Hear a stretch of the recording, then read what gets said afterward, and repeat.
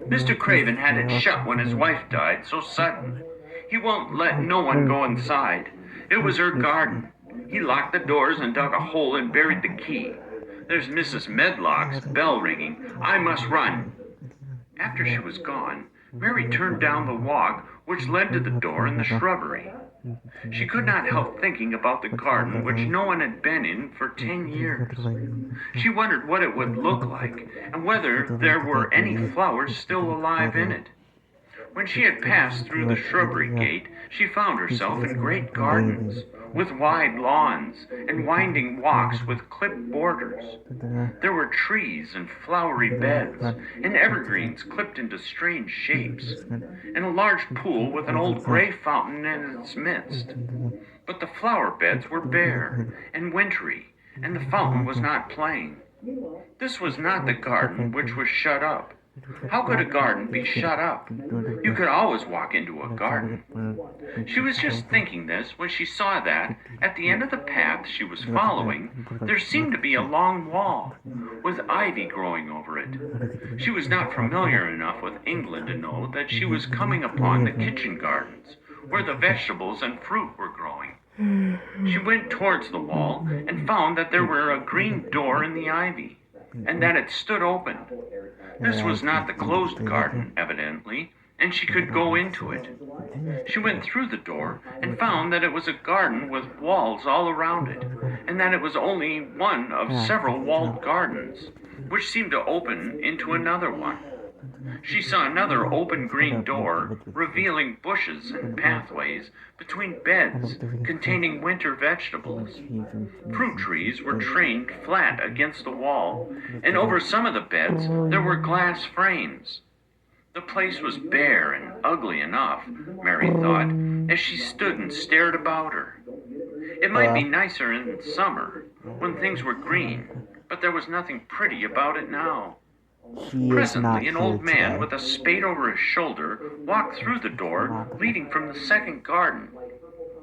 He looked startled when he saw Mary, and then touched his cap. You saw her? He had a surly old face, and did not seem at all pleased to see her. Where, in school But then or she at was home? displeased with his garden, and wore her quite contrary expression, and certainly did not seem at all pleased to see him. "What is this place?" she asked. Thanks. "Oh, in the kitchen gardens," he answered. Bye. "What is that?" said Mary, pointing through the other green door. "Another of them shortly. There's another and another. There's another on the other side of the wall, and there's an orchard the other side of that." "Can I go in them?" Mary asked. "If the likes, but there's naught to see." Mary made no response. She went down the path and through the second green door. There she found more walls and winter vegetables and glass frames. But in the second wall there was another green door, and it was not open. Perhaps it led into the garden, which no one had seen for 10 years. As she was not at all a timid child, and always did what she wanted to do, Mary went to the green door and turned the handle.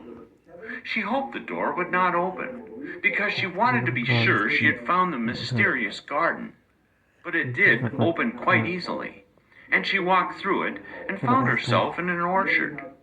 There were walls all around it, also, and trees trained against them. And there were bare fruit trees growing in the winter-brown grass. But there was no green door to be seen anywhere. Mary looked for it, and yet when she had entered the upper end of the garden, she had noticed that the wall did not seem to end with the orchard, but to extend beyond it, as if it had enclosed a place at the other side. She could see the tops of trees above the wall, and when she stood still, she saw a bird with a bright red breast sitting on the topmost branch of one of them, and suddenly he burst into his winter song, almost as if he had caught sight of her and was Kristen, I'll calling just to take her. the rest of the She handles. I don't stopped really and listened care. to him, and somehow his cheerful, friendly little whistle gave her a pleased I'm just gonna feeling. put it right next to the Even a pencils. disagreeable little girl may be lonely. Alright. And the big closed house, and big bare moor, and big bare gardens had made this one feel as if there was no one left in the world but herself. If she had been an affectionate child who would have been used to being loved, she would have broken her heart.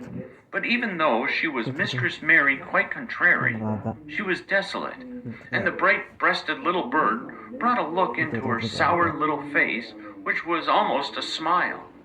She listened to him until he flew away.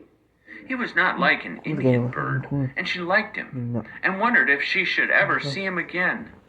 Perhaps he lived in the mysterious garden, and knew all about it. Perhaps it was because she had nothing whatever to do that she thought so much of the deserted garden. She was curious about it, and wanted to see what it was like. Why had Mr. Archibald Craven buried the key? If he had liked his wife so much, why did he hate her garden? She wondered if she should ever see him, but she knew that if she did, she would not like him, and he would not like her, and that she should only stand and stare at him, and say nothing, though she should be waiting dreadfully to ask him why he had done such a queer thing. People never like me, and I never like people, she thought, and I never can talk as the Crawford children could. They were always talking and laughing, and making noises. She thought of the robin, and of the way he seemed to sing his song at her, and as she remembered the treetop he perched on, she stopped rather suddenly on the path. I believe that tree was in the secret garden. I feel sure it was, she said. There was a wall round the place, and there was no door. She walked back into the first kitchen garden she had entered, and found the old man digging there.